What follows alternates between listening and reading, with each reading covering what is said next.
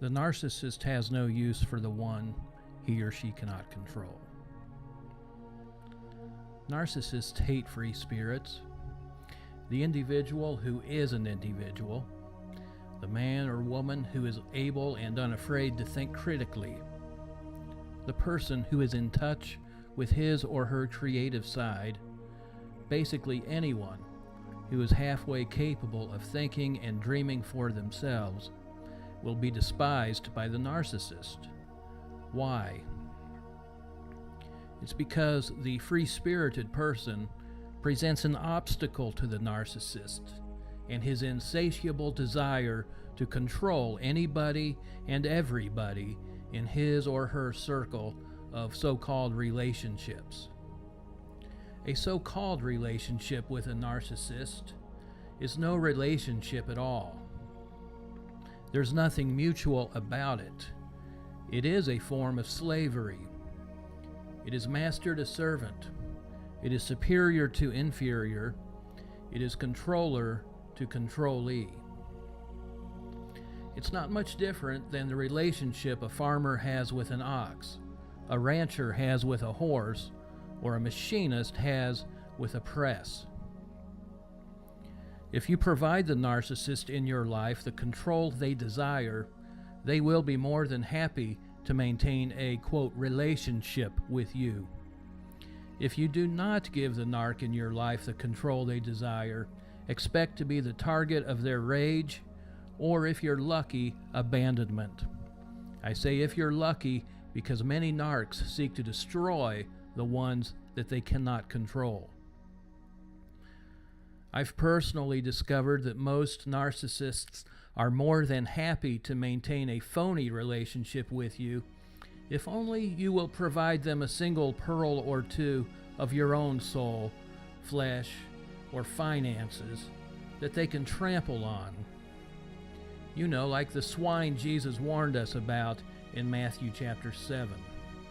Even if you decide to hand little parts of yourself over to the narc in your life, even a pearl at a time, you will still eventually find the core of your soul trampled underfoot by the narc and his or her minions. But hey, in the meantime, you can at least pretend you're enjoying a relationship with them, right? Let me make this point clear to you, and this is something I have to continually and repeatedly make to my own soul. If the narc in your life can't control you, you mean nothing to them. They don't love you, and they do not care for you. When I say you, I mean the real you. I mean the things about your personality, life, and spirit that define the true you, the things that make you who you are and what you are. The narcissist could care less about those things. Their so-called love for you extends to the level with which they can derive a use from you, like the farmer loves his ox, or a rancher loves his or her horse, or someone may love their new car. Most of the time, that use is nothing more than a sensation of empowerment that the narcissist experiences when he or she believes they have exercised power over some aspect of your person, be it your perceptions, your emotions, your thoughts, or your behavior.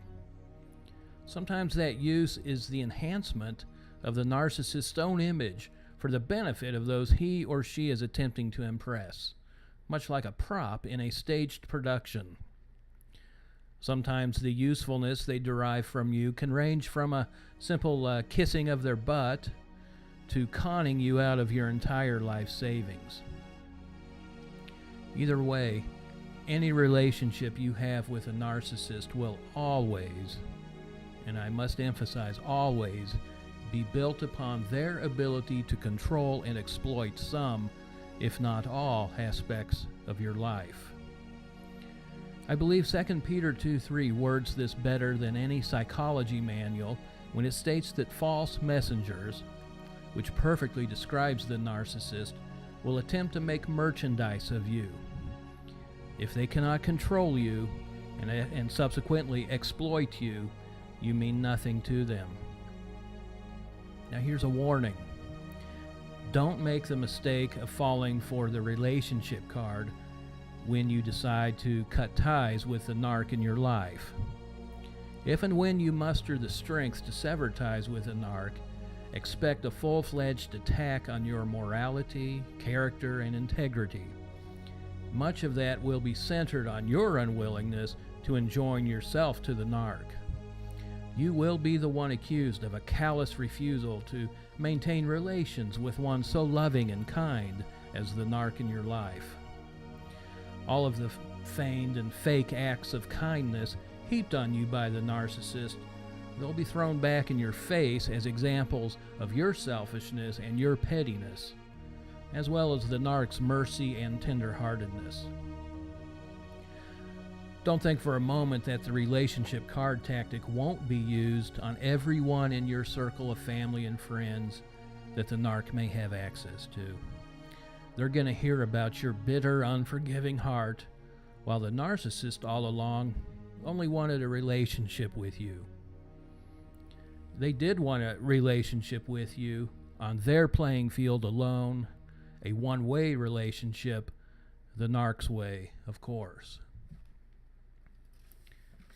If you are a free spirit, if you believe that God created you to be an individual personality with unique abilities and purposes in life, if you are someone who possesses the capacity to think for yourself, if you are any of these things, you need to stop wondering why the narcissist in your life targeted you for humiliation, shame, and possibly even destruction.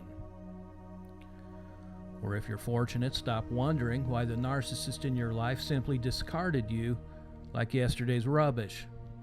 Face up to the truth, as painful as it is, that the narc has no use for those he or she cannot control and subsequently exploit.